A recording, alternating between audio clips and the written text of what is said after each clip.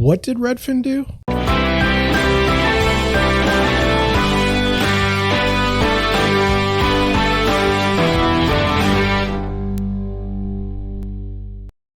Good afternoon. So I've been away for a while. I'm sorry about that. I was just getting some things in order. I have a story today about Redfin, and they've agreed to pay $4 million to settle a lawsuit over digital redlining. I thought that was fascinating, and I thought that was something we can talk about. Now, just to start off, just know that Redfin is a competitive brokerage.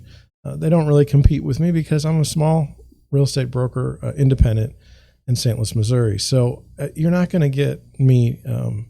We're not really in direct competition. If Redfin, when they're in St. Louis, and they are, it doesn't really matter.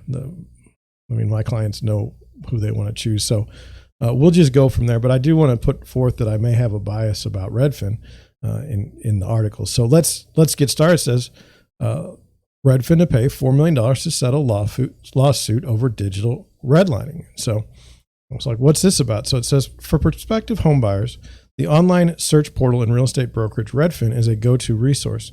Listings in more than 100 housing markets in the United States and Canada can be browsed easily, and a monthly average of more than 47 million users did so in 2021, according to the company's annual report. If you don't know, the big difference between, say, Redfin and Zillow is up until recently, Redfin, when you search on their site, you'd be kind of directed towards a Redfin agent. They have their own agents, where Zillow's didn't have their own agents until they got into the iBuying program. And then when that went to hell, I think they're now doing, you pay per commission on something that you sell for a lead. But that's the main difference. So they're not really the same. I'd say Redfin is more of a brokerage than Zillow ever was. But in certain markets, the search results had a big caveat. Redfin would show the listings, but due to what it called a minimum price limit, the company declined to make a full range of its services available, including real estate agents, professional photos, and promotion. That disproportionately affected homes in non-white areas. And so even when I read that, I didn't think that much of it. Why would anybody discriminate? Why would they do that? It doesn't make any sense, especially in 2022. So it says that policy resulted in Redfin predominantly not providing services in Black and Latino areas and predominantly offering services in white areas, said Morgan Williams, general counsel of the National Fair Housing Alliance. For example, in the majority minority city of Chicago, the minimum price threshold was set at about $400,000, while in neighboring DuPage County, the threshold was just $275,000. In the majority Black city of Detroit, the minimum price was $700,000, while outside city borders, the limit was just $250,000. Redfin defended this policy by arguing that limiting activities by price is the only fair way for the company to operate profitably. And, this is the issue that I have with what Redfin did. If they assigned a minimum price across the United States or the markets that they served, I would understand. But taking a place like Detroit and carving it up to $700,000 and above is not great. I lived in the city of Detroit for 8 years in the mid-2000s, and as a citizen, I learned a lot. One of the things I learned is that people outside of Detroit always seem to want to lecture the residents of Detroit, and it's not cool. And because of this, you become very skeptical of these outsiders' interests. This action by Redfin does nothing to help in that regard, and it certainly looks like Redfin doesn't want to do business with the people of the city based on their high minimum service price. And so moving on, it says, along with 9 fair housing organizations across the country, the NFHA sued Redfin in October 2020 to stop this practice, alleging that Redfin's policies and practices operate as a discriminatory stranglehold on communities of color. In a settlement announced Friday, Redfin has pledged to do away with its minimum price limits and pay $4 million to the plaintiffs. Given Redfin's reach, this is one of the most significant fair housing settlements in recent years. And it's $4 million, and that's all? This is the problem that I have with massive corporations like Redfin and the small business I run. If I were to commit a fair housing violation, I'd be out of business. I could not successfully defend myself because I simply don't have the resources to hire attorneys and pursue a settlement. In this way, Redfin is allowed to flaunt fair housing law and then get a settlement outcome where they are allowed to claim no wrongdoing on their part. This settlement should be based on total revenues, which are $1.5 million at Redfin, or $1.5 billion, not this little fine of $4 million. And so moving on, it says the problem, as detailed in a 2020 investigation by the NFHA, was in fact a modern version of redlining, the racist lending and housing market policies of post-war United States that effectively segregated neighborhoods and blocked many communities of colors from home ownership in general. The NFHA's investigation mapped out the properties in cities like Baltimore, Detroit, and Kansas City where Redfin declined services due to its price threshold.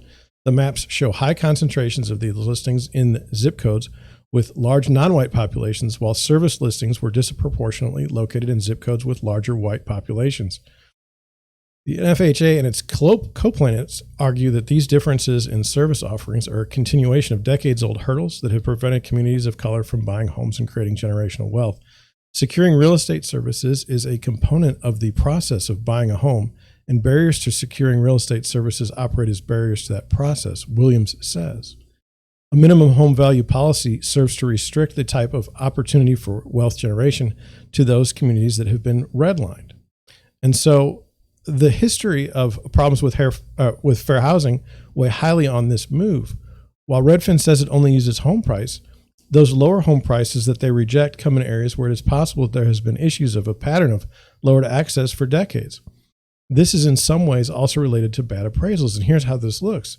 You take an area where home prices are falling, aided by low appraisals and lack of access to realty services, so prices continue to fall and hurt the citizens that have invested there originally and prevent them from getting any equity or incentive to improve their homes. And then, while the current owners buy high and watch their investments drop, you wait to buy at the lowest possible point. Then investment pours in with newfound appraisals and the right people owning the property, moving the former citizens out. I mean, that's gentrification. That's what we see now. It says Redfin objects to the characterization of its minimum price limit as redlining. Describing a price-based policy as redlining is sensationalistic and wrong because Redfin serves all neighborhoods in the metro areas where we operate, a company spokesperson tells Fast Company. We do not make service determinations based on race or the demographics of the neighborhood. Home price is the only fair and objective way to make that determination because home price determines the fees we earn. And now that's from the spokesperson. The spokesperson says that unlike other real estate brokerages, Redfin employs all of its 2,400 real estate agents as full-time salaried employees with benefits. And the minimum price thresholds it used were tools to ensure agents could operate profitably. After the lawsuit was filed, Redfin CEO Glenn Kelman sent an email to employees, later published on the company's blog, objecting to the suit. Now, we're going to go over that blog post, but I would just say that this was a shot at the traditional real estate agent commission income model. We are to understand that Redfin is virtuous by paying a salary and benefits versus all of the other brokerages in the country that pay on commission. We are to overlook their fair housing transgressions because of their lofty ideals. It's also a fascinating argument against employer-employee model for real estate sales. If you can't make a profit unless you discriminate, that's probably not the right business model. And in full disclosure, I run a commission-based real estate brokerage, and I am not ashamed of it. As we continue, it says the settlement highlights the increasing role technology is playing in the housing market and the issues that it can raise. Another recent real estate controversy erupted when a tweaked algorithm led the online home buying platform Zillow into overpaying for homes, causing ripple effects in some housing markets and losing the company an estimated $330 million in a single quarter. This kind of systematic decision-making is beginning to change the way homes are valued, and in the case of Redfin, whether home sales in certain areas merit the time of a real estate agent. Redfin's dynamic price thresholds are adjusted manually by local managers. The consequences, unintended but still discriminatory, perpetuate the kinds of barriers that have limited the ability of some communities to access fair housing, says Williams. Challenging these kinds of policies, encouraging enhanced awareness about how different algorithmic-based systems may result in discriminatory outputs is really important for us moving forward in solving the problem of the racial wealth gap. And I would say that this is incorrect.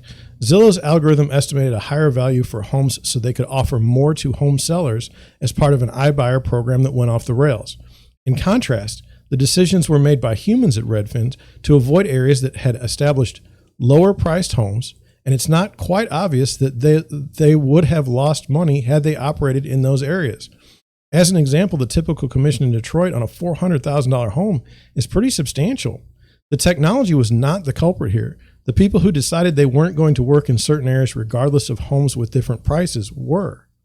And so now we'll move over to the complaint because, I still, even after reading the article, I really couldn't believe that Redfin was engaged in something like this.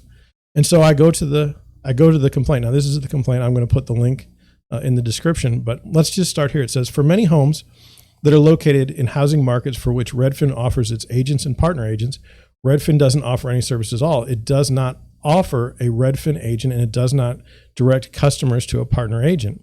For these homes, Redfin says on the website that it does not provide any services because the home's listing price is below Redfin's minimum price limit, the minimum price policy. When a customer clicks on a home on a Redfin's website that is below Redfin's minimum price limit, a notification appears saying Redfin is currently unable to show this property due to our minimum price limit.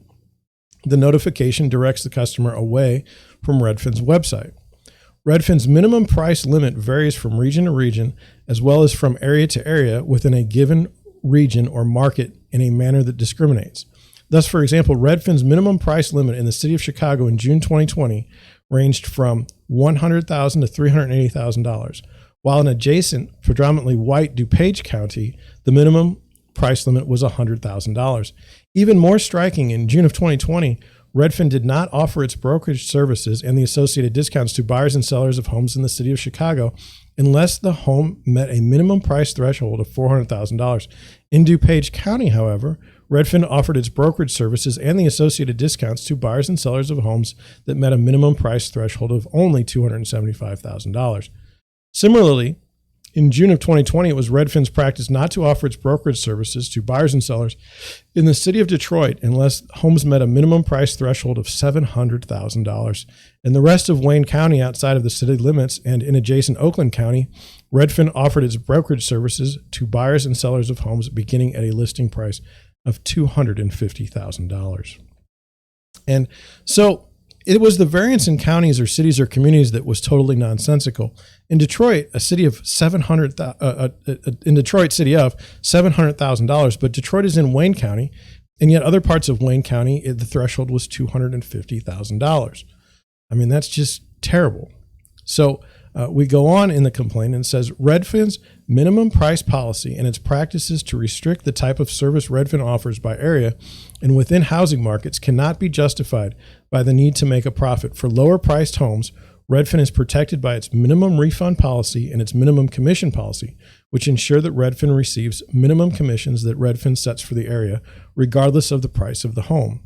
And then finally in the complaint, as described in this complaint, Redfin's minimum price policy and its practices of restricting the areas where it offers brokerage services and discounts are unnecessary to achieve a valid interest or legitimate objective, such as a practical business consideration or profit.